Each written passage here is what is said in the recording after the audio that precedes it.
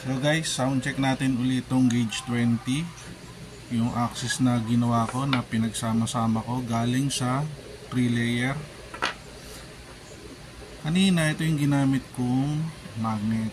Tawag dyan half moon, no?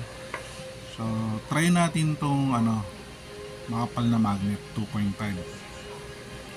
Okay? Okay mga ka-super, this is it. Tingnan natin.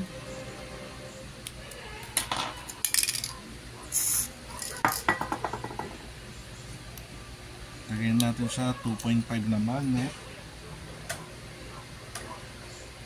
Then Panasonic, baka naman. Okay, sound check.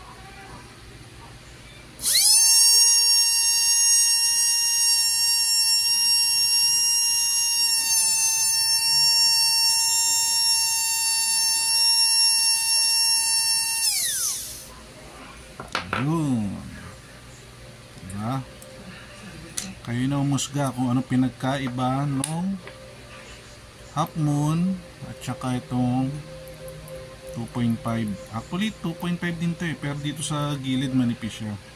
Ito naman makapal siya sa gilid. Ito mahirap lagyan ng lock to.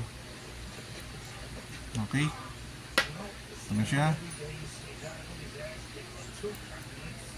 Gauge 20. Thank you mga ka-super.